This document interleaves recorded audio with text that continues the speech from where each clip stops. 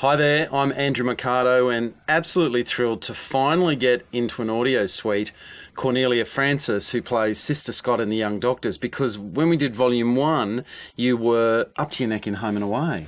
Certainly was, my dear, yes. And, no, that's going back too, because I've been in that for 19 years on and off. Yeah. And you're there at the moment now with a pretty heavy work schedule, so I'm really glad we've just found a little space in here to do this. You got my one day off this week. Now, here we are, back at the Albert Memorial. Oh, it takes me back, my goodness me. Look at those wonderful people. Look how young Chris King was. Yeah. And Linda Stoner. Linda Stoner and the lovely Enid Lorimer, who, she was the age of God then. Oh, gosh, yes. I remember her. She Wonderful was woman. a favourite guest of Michael Parkinson when he would do his Australian talk shows here. Yeah, right. He was one of her favourites because she could tell such wonderful old stories of the good old days of theatre and vaudeville and everything, I suppose. Absolutely. Linda Stoner, of course, wearing the infamously tight pink nurse's uniform. Oh, they all did. Yeah. She just happened to fill them out a little more than maybe some of the other nurses. That was all very noticeable. Here you are. Oh, look, and a quite young Corny too, and lovely Helen. Lynn James. Yes. Now, Judy McBurney always talks about how she didn't want Tanya Livingston to become a sister because she didn't like that headpiece. Did you ever have a problem wearing it? Well, I did a bit, because you felt a bit like the Flying Nun. Yeah.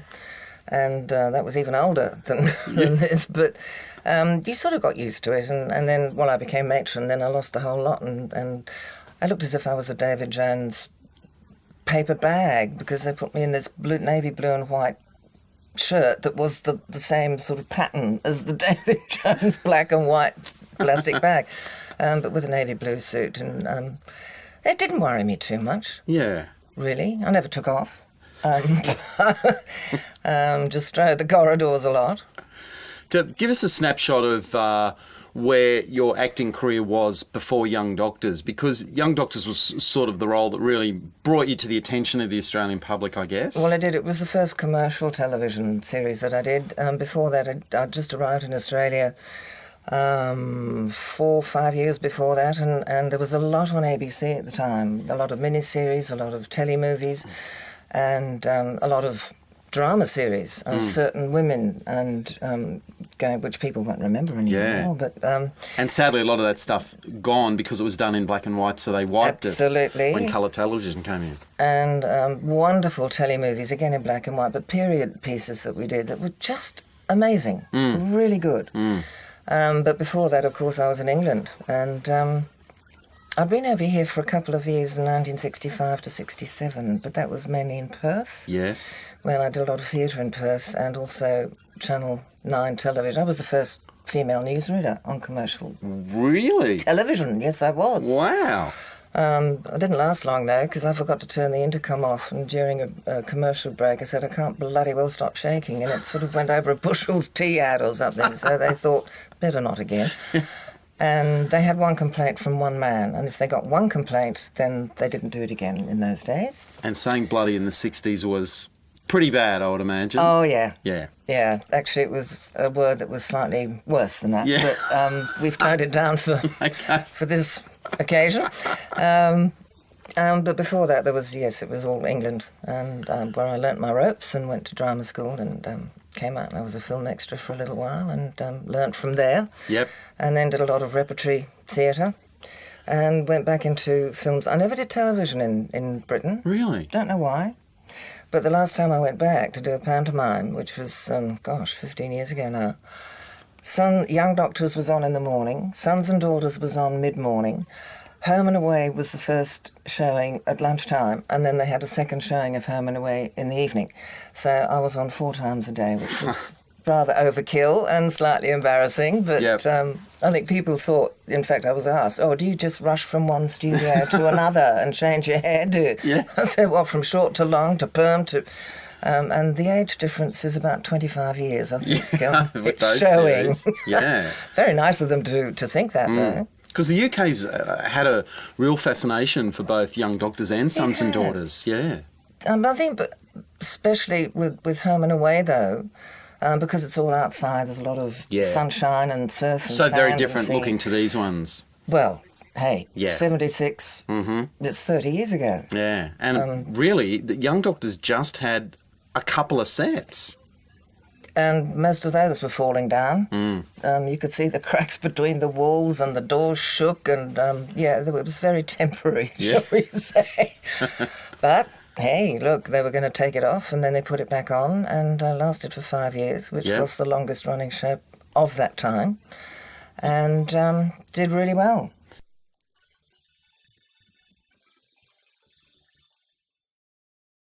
Cornelia, you'd also done a lot of the Crawford's cop shows just before Young Doctors, hadn't you? Yes, it was every week coming back on a plane from Melbourne just to change the wardrobe and repack. Yeah. And then go back down again at 6 o'clock on a Monday.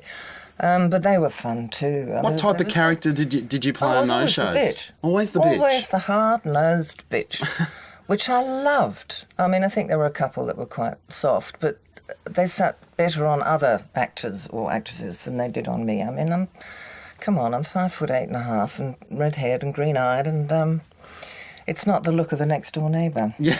Andrew. No, I love playing those because someone walks through the door, at least they've got character, and Yeah. they're all very strong. And I know I'm a strong-looking and a strong woman anyway, so I love them. They were great fun. What can you remember of Sister Scott's tortured love life?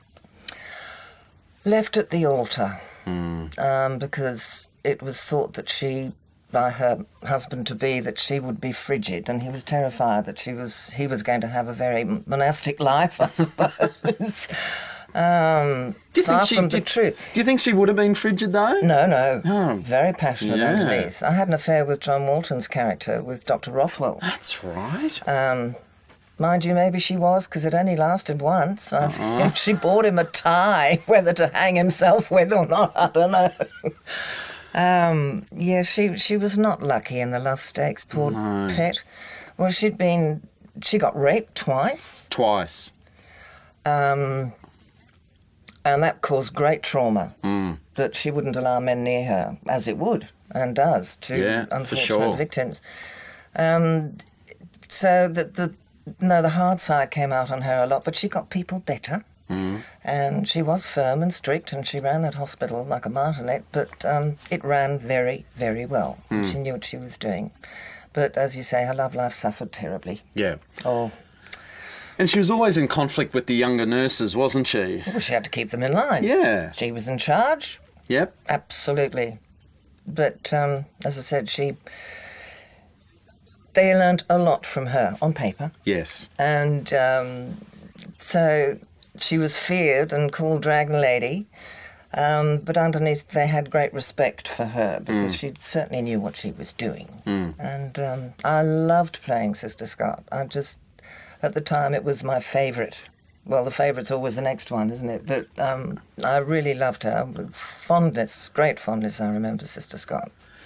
And you certainly had a good time on the show, because I remember a few years back when you did This Is Your Life, this moment where a whole bunch of the guys from the Young Doctors came out to surprise you, who all went on to become great mates of yours. Well, they were while we were doing it, Yeah. especially, as I mentioned, John Walton, who is, I think, one of the most favourite characters and men during that series. He became a great friend.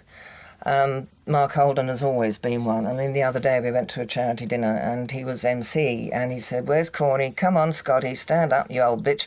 And he said, "I've known Corny for 30 years and he's still very gracious and sweet." And Chris King. Yeah. And who I still talk to an awful lot and do a lot of charity stuff with. Who plays Dennis. Who played Dennis. I saw Chris on a commercial here the other day in Australia. Yes. Yeah, TV commercial.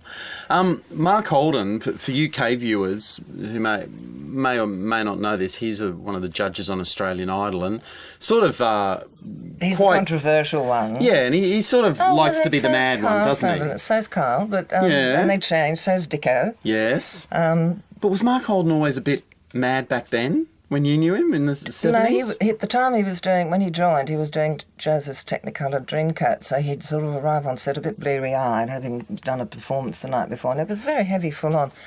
And he was known as a singer, and Yes. a very good-looking one, which is why they got him in the first place. And this was a great learning curve for him. Yeah, because he was a bit green as an actor when he was on Very. Young Doctors. Yeah. He approved. Yes.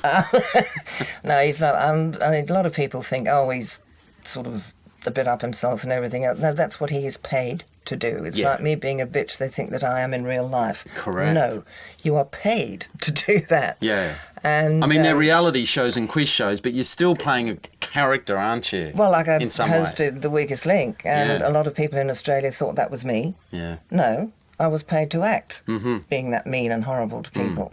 Even though the words sometimes were mine, the others were written for me, but that's what they want. Yeah. But Mark did learn a hell of a lot, and he sort of doesn't. He's all Australian Idol at the moment, but he does. He still does singing at clubs. Now, Alfred Sander here. Oh, he always look. had the carnation. I mean, Mark Holden was the singer who wore the carnation. That was his look as the pop singer in the 70s, but it was, Alfred who wore the carnation on the Young Doctors. Yes, the sartorially elegant doctor. And so I was just thinking, so many of these characters are now sadly past. He being one, Brian Denham being another one, Yeah. Gwen Plum, Yes. and Dandy Garcia. Tony Alvarez. Tony Alvarez. I mean, and long before their time, Yes. really. Maybe not Alfred so much, but even he, really.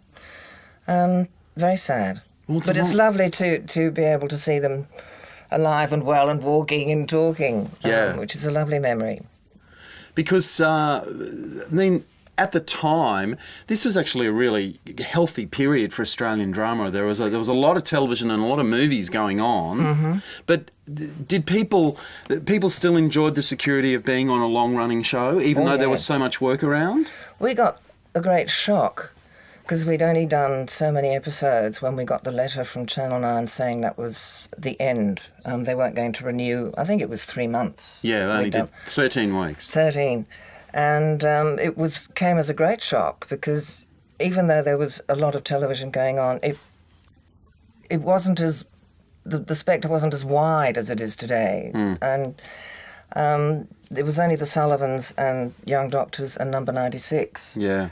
other than the Crawfords. Yes, yeah. So to get a series like this, a long-running series, was tremendous, and especially when I was lucky enough to have Sister Scott written for me. I thought I was in for a huge haul here. And then they rescinded because the public outcry was so much that they absolutely loved it. And even though I got nominated 3 times as most popular actress for Ologi. Never got one because Grace Sullivan always got it because she was the lovely mum. But the Sullivans was always, I guess in the Channel 9 stable, there was the Young Doctors and then there was the Sullivans. Well, the Sullivans was a series, the Young Doctors was a soap. Yeah. I remember Kerry Packer saying to me, my favourite. And I thought, oh, isn't that lovely? He said the Sullivans. Thanks, Kerry. Yeah. Really sweet, darling. But he sort of let it go on. And as I said, 5 years was not bad for those times. And I mean, there's a lesson in that for network executives today that don't give things time to work. It's not that, it's money now. Yeah. It's You got to really work is. straight It's off the just top or... corporate money. If your ratings drop by 50,000 people, you're off. That's what happened with The Weakest Link, sadly, because they put it on one night. It happened to be on opposite the opening night of the second series of Big Brother. Yep. Well, of course they're going to lose a lot of people, but if they'd changed the night or kept it on, they would have got them back. But no, it's all about money, Yeah. sadly. Now, Enid Lorimer here playing the patient in the bed. At the end of this episode, of course, Sister Scott ends up a patient in the hospital, and from your memory, not a terribly good one. Oh, I was awful. I was awful. And it was lovely because Joanne Samuel's character's nurse, Jill. Yeah. comes and now you know what it feels like. Well, I gave them hell. I'd only broken a leg and got a few bruises falling down that lift shaft, but yes, I was not a good patient at all. And I'm it's- very pleased to get out of it and on crutches for a while, which I kept throwing away because they really annoyed Sister Scott a lot. And it's also Or I'd good. hit people with them. It's also good too because this episode clears up. Over the years, some people have assumed that Sister Scott fell down the lift shaft and died. And it sort of got lost in the translation. But she certainly lives at the end of this, doesn't she? Oh, for a lot more tragedy and drama. Yes. Ooh. Now this is Harold Hopkins. I think he's stealing money off. Oh, yeah, he took it from the drawer and her winnings. Yeah. And I saw him the other day. And he was sort of the eternal Peter Pan in those days, but we all grow. Oh, he was lovely, or is. He still is. He's a nice bloke. And a very good actor. We did an audio commentary for this volume with Alan Coleman the other day. Yeah. And it's still amazing to me that Alan Coleman chose to shoot this show in sequence, because that doesn't really happen today. He wanted you to be able to... He wanted it to work for the actors so that you could progress things. Well, it was all on the one set. Right. Which helped. The set was built every day, and you had... The whole set took up the whole of the ground floor of the hospital. Very rarely you had to have a surgery or a separate ward or whatever. So the main action took place round at the reception or in emergency ward or at Bunnies and in the other wards. But today, not at all, because there are so many... The sets are so big, they have to change them all the time. So you can't do it in sequence, otherwise you'd sort of be... Oh, it would cost too much. Would a series like The Young Doctors work today, given that, we have All Saints, but All Saints is very much about medical cases of the week and all this, whereas The Young Doctors was very much about the love lives of the nurses and doctors. Would that concept work today, do you think? I don't think so anymore, not in this vein, because when you look at ER... you look at the American... They're so quick, and and it's very slick. Yeah. I don't... And the gore and the medical procedures. And it's all integrated, and I don't think people would be that interested in... this was much slower. Yeah. And sometimes a bit ponderous. Yeah. I don't know. I really don't. What's going on in the window behind his head there? Oh. It's like someone's having a shower and toweling off or something. I think or a bit of a clinch. Yeah. I don't know what's happening There's there. something going on in the back, isn't there? That's fascinating. Maybe it's... it's It's a a nurse. nurse and an orderly. Oh, no, She's folding linen. sheets. Oh, how funny. It wouldn't surprise me if you'd seen one of the props men sort of walk past I was just the going window to say, they might be setting up for the next booms scene. in shot and camera corners, and there was a lot of funny stuff went on. Yeah. Everyone, this is such an odd story, but everyone talks about how shocking the set was. No air conditioning. Oh, we were dressing in rabbit warrens. You couldn't move, and the place itself was in a shocking condition. The floors were always wet from pipes bursting and mouldy carpets, and it really was appalling. It's amazing that it lasted that long. Yeah. And now it's a block of units and offices. Is it really? Yes. Not long gone. Dear old Yeah. Mitchell Street in North Sydney. I think walls were held together by one nail or maybe just a hinge. Well, a cameraman that worked on it said, they'd come in for work in the morning and just wipe the asbestos off the cameras and Oh, shocking. off they'd go. And amazingly, we all survived. Yeah. Well, most of us. Well, so far. Yes. So, it was. I think it would have shown itself now. Yeah, I 30 guess. Years before. Now, we could be coming to the climax here. The lift doors are open. I remember it well. There's Joanne Samuel. Oh, no, he walks off. Yes, first. he does. Joanne Samuel, I would have loved her to have done this with you, but she's so very hard to get because she's up on the Blue Mountains and your schedule was relying on home and away. But you know what? We're going to do Class of 74 next, so she can come down and talk about life as a schoolgirl instead. Fantastic. Yeah. She was so sweet. I love Jo. She actually lives near my husband. And last time I was in the Blue Mountains at Blackheath, I caught hold of Joey, and I didn't recognise her, which was absolutely awful. Yeah. But as soon as she smiled, yes, I did. Yes. Oops, there she goes. You'd think I'd have done more than... I would have done more than just break a leg. I would have had a coma or, terrible. It was a good fall. I mean, you landed in a really dramatic fashion, I thought. Well arranged. Yeah. Yes. Oh, well, look, it's been great to finally get you and Lovely, lovely. talk about this. Cornelia Heaps Frances as the legendary Sister Scott, and I hope all the other episodes on this DVD collection bring back some more memories for you. They will. Yeah. Thank you. Thank you.